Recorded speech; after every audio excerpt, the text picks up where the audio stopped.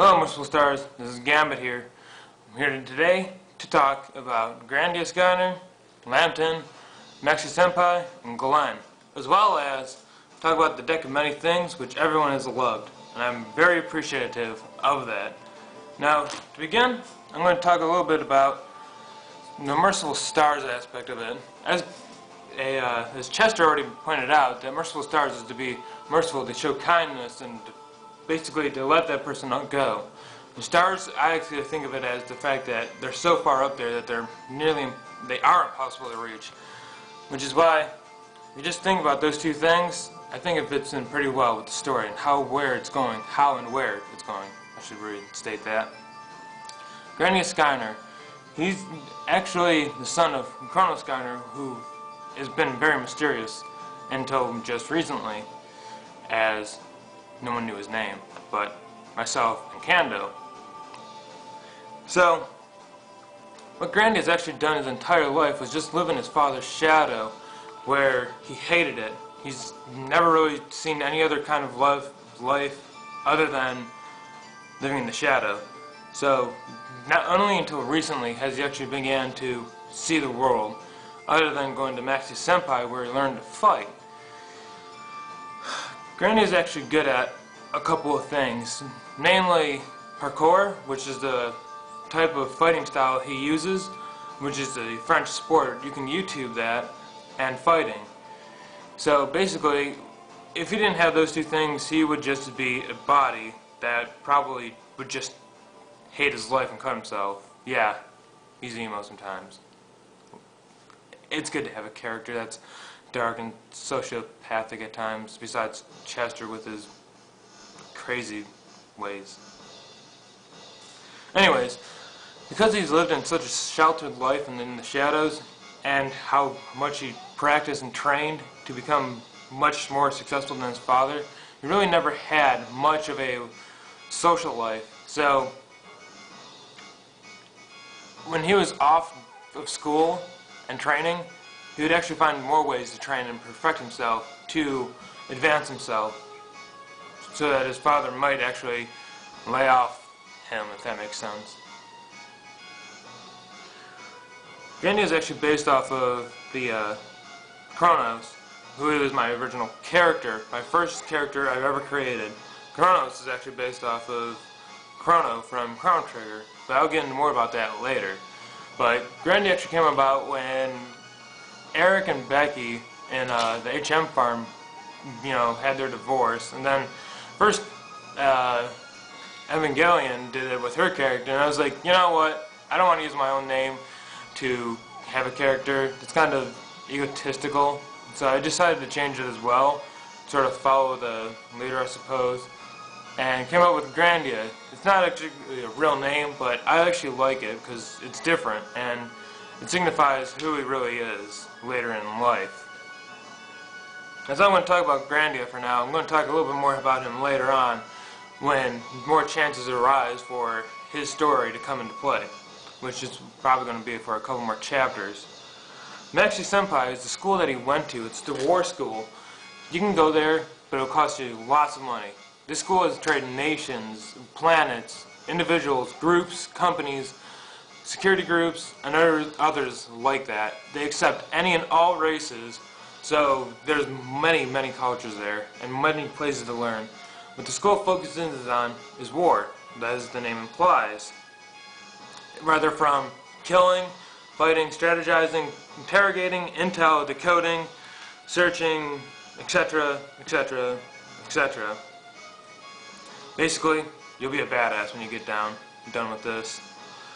The years it takes, it depends on the program you chose. Grandia took for 4 years because he didn't want to stay in there for too long, and he wanted to go out there while his body was still young, even though he is a demi-immortal. The education that provides is, again, what the years provided.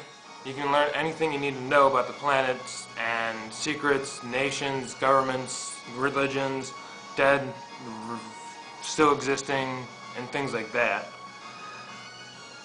It is actually a space station that is probably going to be stationed around Arcadia, or somewhere close to it.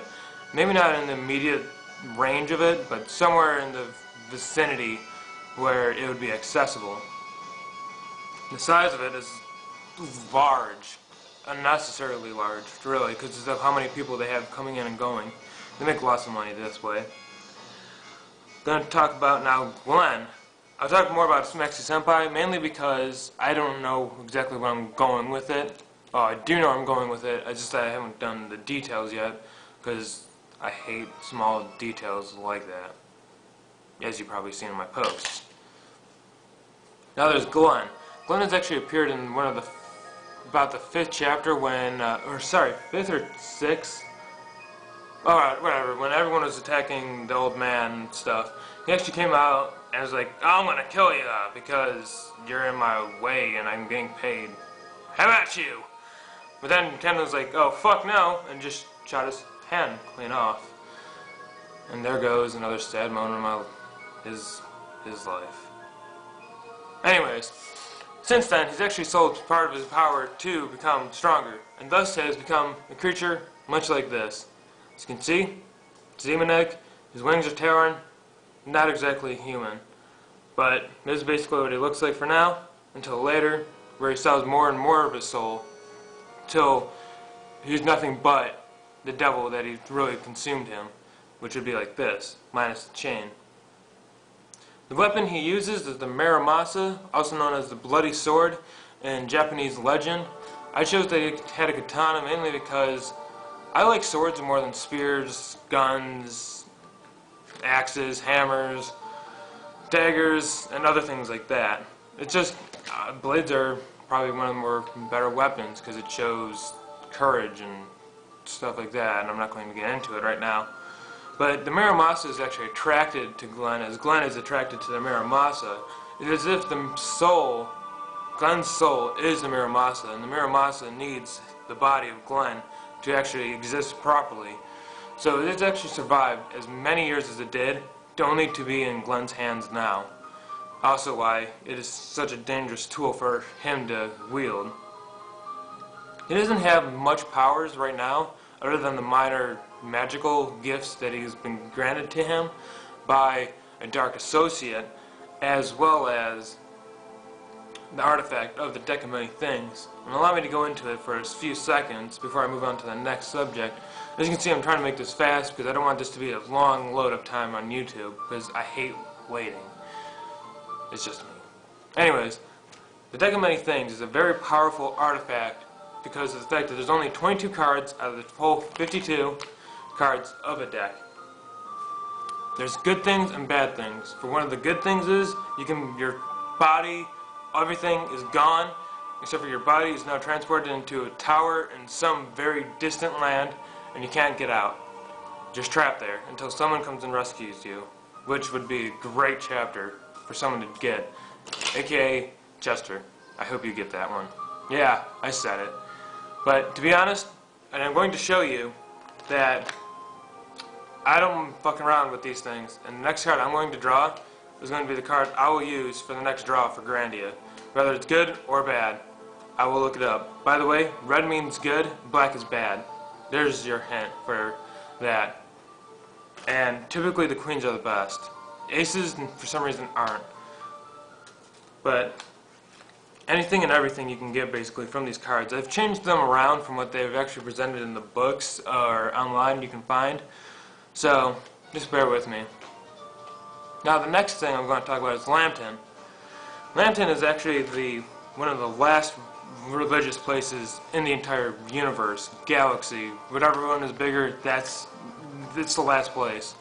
Snide actually took interest in this place because of that, and he wanted it to be destroyed because he really hates religion. He wanted it destroyed and out of sight from everything. He wanted to prove that even the most uncorruptible of people, basically all of Lamtin, could be corrupted easily by his own powers. Which is also another thing I wanted to talk about, was the corruption in Lamtin wasn't as bad as people made it out to be. It's just something that everyone just wanted to expand on, mainly because it just seems like such a great thing to do. Everyone does it with their governments. But I like how Kando and Evangelion actually added in the ring thing for the Senate that actually was happening at that time. Because now we can actually use that for many of the many many ideas and plot devices. However, I don't want it to be too repetitive and too boring, so I don't want to overuse it. Lamtin is important because, again, I said that it is the last religious place, this making a very vital impact on the story. Whether it seems small right now, it's going to play a bigger part into it later on into the story. And you will all see that when the time arises. The religion and the state, rather, the reason why it's such a hand-in-hand way of living is because they wanted to prove to their gods that they can work for their living, not have technology do everything for them.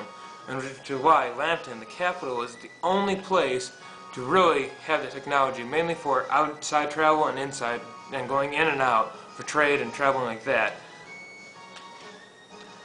And that's all I really have to talk about for Lamtin. Unless everyone has any questions about these 4 subjects that I've talked about, I would gladly talk more about. But for the next time, I'm probably going to talk more about the Arcadia, and probably why Yard was so easily defeated, or I don't know. If you guys can come up with something, I'll talk about that. But yeah, that's all I get for now. This is the card I'm going to be using. It's the Diamonds of Queen. I'll show you what it means in a little bit.